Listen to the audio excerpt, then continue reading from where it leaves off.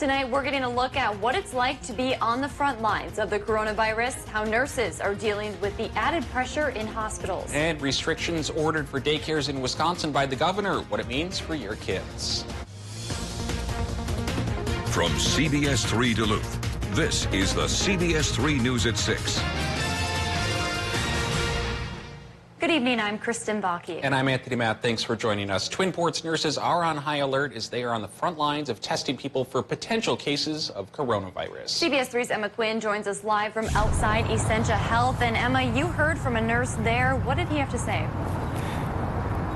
So, Kristen, Tony, I spoke with Chris Rubech, who is a nurse at Essentia Hospital here in Duluth in the telemetry unit, and he describes that as a observation unit where they take care of critical patients after heart attacks and things like that. And he's been here for about 4 years and says he's never experienced anything like this. He's never seen anything like this. He also says that along with his fellow Essentia nurses, they seem to be on high alert when patients do come in, but he added he does feel Essentia has prepared him and the other nurses to handle the coronavirus here in the Northland. He says as nurses, this is what they are trained to do, provide care for many patients on a daily basis. And Rubech says he appreciates the ongoing communication between the nurses, departments, and management. Nurses, by training, are always vigilant and prepared to provide safe, quality, world-class health care to our patients. That's something that we're doing on an ongoing basis. And Rubech says their contracts with Essentia call for those regular ongoing conversations with management. And he says they're communicating regularly about what they're seeing on the floor and what may need to change as the situation progresses and as things change. And coming up tonight at 10, we're going to hear from him again about what else he thinks is going on and also just any other concerns they have. One of those big topics was making sure they have enough supplies like gowns, masks, gloves, and all those other personal protective gear. Yeah, some important questions to answer. Thanks, Emma. Well, today, Minnesota nurses shared their fears about this outbreak. The Minnesota Nurses Association held a press conference in the Twin Cities. Many nurses who spoke said they feel their hospitals are not prepared or equipped to protect them from infectious COVID-19 patients. One spokesperson says at her metro area hospital, they have not had hands-on training for their equipment and have not been fitted for specialty protective masks because the hospitals apparently don't have them. My question is, where are the healthcare workers in Italy getting their full suits? Where are the healthcare workers in China getting their full suits? Why are we not trying to get adequate protection for our nurses? Other speakers at the press conference echoed her fears. Parents in Wisconsin are being urged to keep their kids at home as the governor orders new restrictions on child care centers in the state. Governor Tony Evers issued new rules today. Child care centers can only have up to 10 staff on site at one time. They also can't have more than 50 kids there at once. The new restrictions go into effect tomorrow morning. Evers is asking child care centers to prioritize the kids of health care and essential service providers. Memorial Medical Center in Ashland is the latest hospital to bar visitors in an effort to prevent the spread of respiratory illnesses. The hospital says they're prioritizing patient safety and health. There are a few exceptions. One healthy caregiver is allowed for emergency and family birthplace patients, pediatric patients, and vulnerable adults. The medical center says they're making adjustments as needed. All right, Dave joins us for a quick look at the weather. Honestly, Dave, it's been a pretty busy day. It has been, even though the streets have been a lot thinner as far as traffic goes. It's pretty crazy. Even the highways on my way here, I was one of few cars on the highway. And that'll keep air pollution out of the air, as it may actually do our environment good here for a while. Temperature-wise, because of cloud cover today that made it a little bit gloomy, temperatures are pretty close to normal, which isn't a bad thing. Not drastically warmer, not drastically cooler. We're running a range of 30 in Ore to 34 in Hibbing, and to about 37 degrees for folks in Solon Springs, and Hayward can say, well, we beat that. We're at 41 degrees currently. Temperatures like that probably with us through tomorrow. Friday, a cool down comes, and that's because after we shake off this low pressure system that's bringing a mix tonight and tomorrow and some snow Thursday night and Friday morning, that high pressure cell from the west will make things cooler but sunnier. But for Thursday, it's probably going to be grayer, milder, and slipperier because we have a 60 to 70% chance for a rain-snow mix for much of the day tomorrow. And once it cools off tomorrow evening a little bit, that shifts over to snow. In a few minutes, we'll look at how much snow we're expecting. And because of the potential for slippery precipitation, Weather Service does have a winter weather advisory in effect for parts of Minnesota. We'll show you that chart as well in a few more minutes. All right, thanks, Dave. St. Louis County is working to ensure the homeless population is staying healthy amid the COVID-19 pandemic. During a news conference today, Amy Westbrook, the director of the county health department, said they recognize not everyone in the county can comply with quarantine requests. Westbrook said while there is no firm plan in place, the county is working with homeless shelters, the city of Duluth, and lodging establishments to identify locations where the county could house impacted individuals. Either be able to house individuals who are needing isolation, meaning that they're actively sick but not sick enough to be in a hospital, and don't have any shelter to go to or housing to go to, and then also looking for the same sort of accommodations for quarantine. During an emergency meeting this afternoon, the county declared a state of emergency, essentially closing county buildings to the public. Courthouses will remain open. Minnesota Governor Tim Walz gave an update on the state response to the coronavirus pandemic, saying the situation is unfolding quickly. Walz says he's talking best practices with other governors around the nation. As of now, he's not asking Minnesotans to shelter in place, but says it's a tool he may use down the road. Walz also discussed potentially activating the National Guard for everything from security to food delivery. He says our system of delivery for food and supplies is solid and people do not need to stockpile. These societal changes that we're asking to protect us collectively is going to take cooperation. Again, we don't have enough police to arrest everybody who decides to buy too darn much toilet paper, but there's some social pressure we can ask. Walz says there is plenty to go around so long as everyone cooperates. He also discussed the coming Real ID deadline and says he's going to ask the federal government for an extension. Here's a look at the current number of cases around the area. Michigan is now reporting their first death in the state as the number of cases there jumps to 80. None of those are reported in the UP. Wisconsin saw a large surge today, jumping up to 108 cases. Most of those are in the eastern portion of the state. Minnesota has 77 reported infections. Most of those are in the Twin Cities and surrounding areas. Again, there are no confirmed cases in the Northland. COVID-19 concerns means interviews for the next superintendent of Duluth schools will now be closed to the public. The 6 finalists' interviews are scheduled for tomorrow and Friday. The school board will record the interviews and post them to YouTube after they're done on Friday. You can watch the school board members deliberate live on the district's website. We have a link on our website, CBS3Duluth.com. Today was the first day out of school for many students around the Northland. The Duluth School District stepped up to make sure no students in need go hungry. School buses filled with food made stops at a handful of sites around the city to hand out breakfast and lunch boxes. They are meals students often count on getting at school. Meeting the needs of our community is really important to us, and one way we're doing that is by offering breakfast and lunch. Community members do not need to sign any paperwork. A child just needs to show up and be a Duluth student, and they can receive a lunch at any one of the hub stops, or they can receive a lunch at any one of our sites. Kids who stopped by today say they were thankful for the help. I usually go to school and they're handing out food bags since the coronavirus. They gave me some oatmeal, macaroni and cheese, and all kinds of sorts of good stuff. Duluth Public School students 18 and under can pick up these food boxes every weekday through the school closure.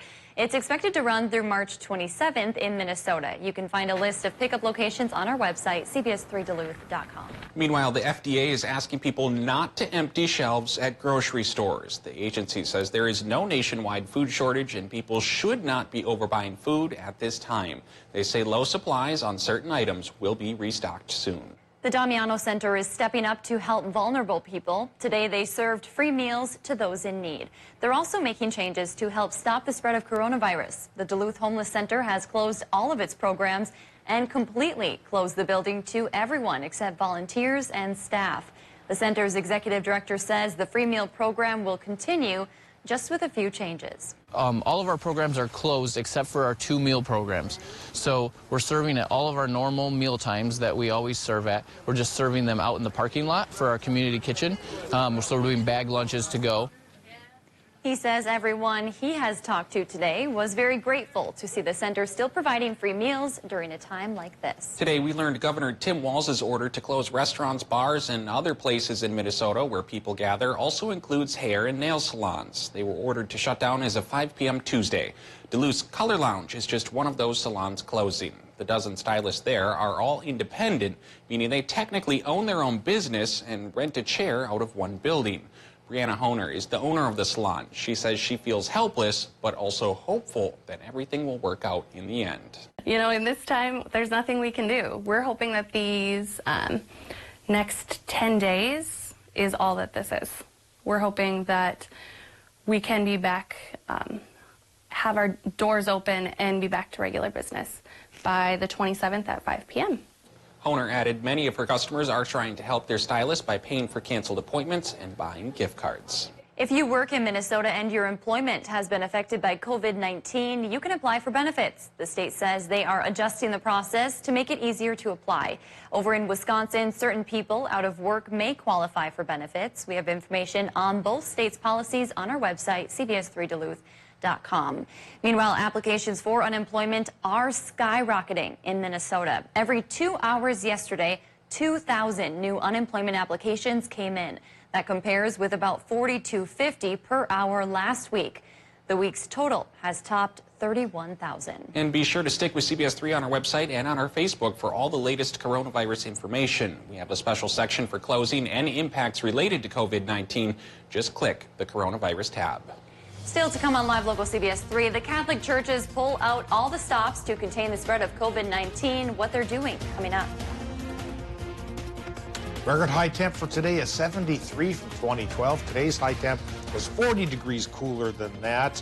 We won't warm up much tomorrow, and then we'll really cool down come Friday. And in between, of course, still dealing with a rain and snow mix. We'll talk about how much could try to stick by Friday morning coming up after our break. Catch Eye on Parenting every Thursday at 6 with me, Leanne Valdez on CBS 3. Welcome to Medical Insight, a weekly healthcare feature brought to you by the experts at Essentia Health. Here's your host, Louis St. George. Today on Medical Insight, Dr. Ryan Greschel describes how Essentia Health is treating acid reflux with an innovative device called the Lynx Reflux Management System, which strengthens the lower part of the esophagus. The way we were intended to be is that at the end of our esophagus, before the stomach starts, there is increased tone in the muscle there. We call that the lower esophageal sphincter. So a normal person has some increased tone right there that can relax to allow food to go through it into your stomach, but when you're not swallowing, it's designed to stay tight so that acid from your stomach is not refluxing up into your esophagus. So the Lynx device works by adding this ring of magnetic beads around that portion of the esophagus to provide some additional tone. Surgery to implement a Lynx device is minimally invasive and lasts between 30 and 60 minutes. Recovery is swift as patients typically go home the same day and can immediately return to their normal diets. Who's going to pursue some surgery for their GERD or surgical correction for GERD is generally patients that have severe symptoms and they're not getting the relief from the acid suppressive medications that they would like. After placement of a Lynx device, about 85% of patients will completely get off their acid suppressive medications. As far as symptom control, many patients with GERD have heartburn or regurgitation or pulmonary symptoms, but 99% of patients with a Lynx have no more regurgitation. So if they had regurgitation before, it's gone. 88% of the patients with heartburn no longer have heartburn after a Lynx is placed. So the symptom resolution is excellent. For Medical Insight, I'm Louis St. George. To learn more about this and other health topics, visit essentiahealth.org/medical insight.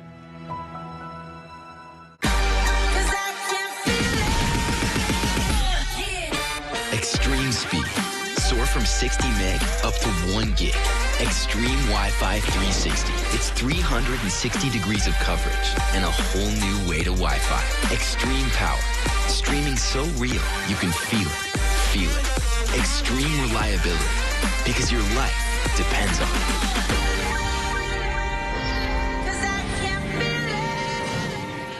As a boy growing up in the early 90s, there were 3 things I could count on: God, football, and family. Do you really have to do that If here? the management didn't want me to solve unified field theory, why would they give me a cram? I drew a ladybug. It's not like I'm going to graduate valedictorian. There are 5 billion people. You're the perfect mom for me. Young Sheldon, Thursday at 8, 7 Central on CBS. Watch Anthony Matt weekdays at 6 and 10 p.m. on live local CBS3 Duluth.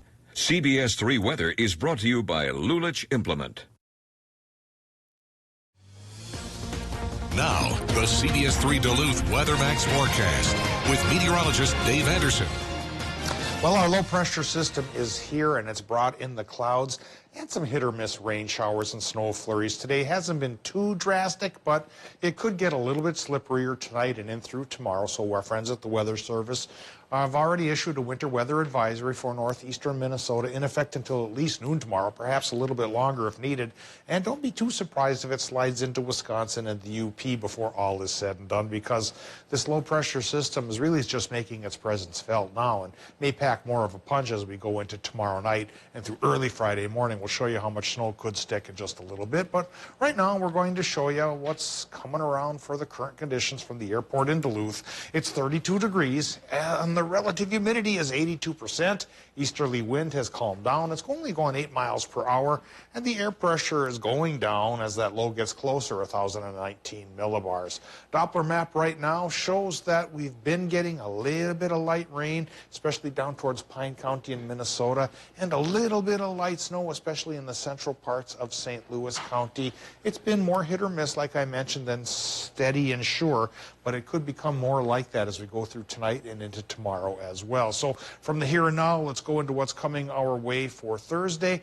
The low pressure system continues to work through the region, so it's upwards of a 90% chance for more rain and snow mixes through the day tomorrow. And then come tomorrow night, as the low gets farther away and the winds start to wrap around it and tangle with the lake, that's when things could shift over to snow and then start to stick to the ground by early Friday morning. But Friday afternoon should change things up completely. High pressure from the north will make things sunny once again and cooler. By Friday, high temps will only be in the 20s, and by Saturday morning, low temps may only be in the single digits. So how much snow are we expecting? Right now, I'm thinking most Minnesota locations might manage 1 to 3 inches.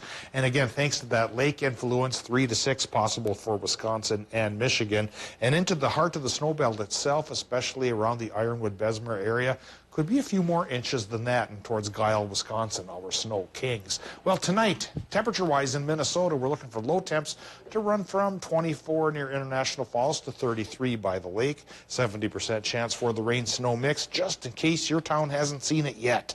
Wisconsin and Michigan gets the 70% chance as well, with lows there from 31 to 34 degrees. So the cloud cover keeps temperatures up overnight and then keeps them a little bit on the warmer side for Wisconsin, Michigan. Tomorrow, if the normal's around 35, Wisconsin and the UP could go 38 to 41 with a 90% chance for more mix during the day and probably snow tomorrow night. Minnesota high temps tomorrow, 33 inland, 34 by the lake, 37 in Hermantown. Everybody else in between, 90% chance for the mix. And again, by Friday morning, the mix may stick to the tune of a couple of inches, but then a clearing sky hits us by Friday afternoon. And by Saturday is glorious, 30 degrees and mostly sunny. But already by Sunday, the clouds go back up. And Monday, Tuesday, and Wednesday may be another series of rain and snow mixes for our region. All right, a little dose of winter again here, huh? Yeah. Well, we know the ups and downs of waiting for spring around here this time of year. We're teased, then it's taken away and teased again. Yeah. Well, right now we're having it taken away. It's going to happen. Thanks, Dave. Both the Duluth and Superior Diocese are putting church services on hold during the COVID-19 pandemic. In Superior, masses are suspended indefinitely starting today. In Duluth, they're on hold starting Friday until at least April 20th. Both say churches should be open for a period of time each day so people have a chance to pray. Diocese leaders say they'll reevaluate things if the situation improves. Animal Allies in Duluth is closing to visitors, but they will still be adopting out pets in need. The shelter announced today they're closing the adoption center to people who want to visit the animals or take a tour. Their humane education camps and activities, along with volunteer trainings, are also canceled through April 30th. They will still be open during regular business hours for scheduled adoption or surrendered appointments and stray animal services. The 2020 census forms have started going out to people in our community, but don't expect to have a worker knock on your door anytime soon. The U.S. Census Bureau has suspended its field operations until early April over coronavirus concerns. That means no workers going door to door. You are still asked to complete the census either online, by phone, or by mail. National Census Day is April 1st. Kelly is up next with sports. Stay with us. Up to 60% off on the North Face and Columbia winter clothing.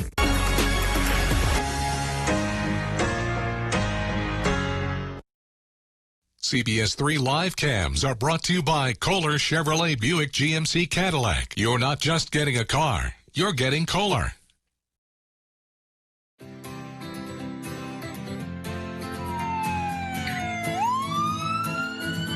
I guarantee you, if your home just burned to the ground or you had a major accident, your first thing you're going to think about is not going to be, I just saved $500 on my auto and home insurance today. It's going to be, am I covered? At Vernon Insurance Agency, our first, second, and third goal is that you understand your coverage, there's no gaps in coverage, and your claims are covered when you have them.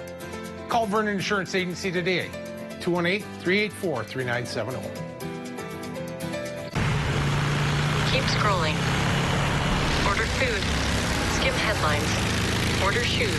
Use AutoSend for flowers. Use AutoSend for birthdays. Don't go outside. Don't go outside. Don't leave the phone behind. No sync. Don't blink. Don't think. Don't ever let yourself feel this alive. Breathe. Ride. Start spring with smart winning. Over $100,000 in cash and smart prizes at Black Bear Casino Resort. Saturdays in April from 6 to 9 p.m., a total of 12 lucky players will win up to $2,500 cash plus a smart prize. On grand prize night, winners double to 24, taking home up to $5,000 cash plus a Dyson Smart Tower for their home. Smart prizes include Echo Plus, Nest thermostats, and Yeti power stations. Visit blackbearcasinoresort.com for more information. Make the Bear your place. Vaping has been declared a national epidemic among youth. 1 in 3 high schoolers vape in northeastern Minnesota. My child started having seizures from vaping. There's still so many unknown chemicals. One vape cartridge has as much nicotine as at least 2 packs of cigarettes. My child was hospitalized with severe lung injuries. They said it was no big deal. My child said it was no risk. That it was under control. That's what my child said. But what could I have said? Get the facts and talk to your child today. Bob's Factory Outlet in Park Falls and Ashland is having a tax time bundle sale. The $999 7-piece tax time bundle includes a sofa, love seat, or chaise, or recliner, plus a cocktail table and 2 end tables. Complete the tax time bundle with a set of 2 lamps. Sleep well after saving on Beauty Rest plus Euro Top Queen mattress set, $749 after check. Use your $100 check towards a purchase of $499 or more. Bob's Factory Outlet tax time bundle sale ends April 4th. A lot has changed overnight, but Buick and GMC's commitment to you remains the same. We understand you want to feel safe, so we're offering current owners complimentary OnStar Crisis Assist services. Should you need a vehicle, we're offering 0% financing for up to 84 months with deferred payment options for 120 days. Plus, you may have the option to shop online and take delivery at home. Visit our websites for the help you need. Buick and GMC, we're here to help.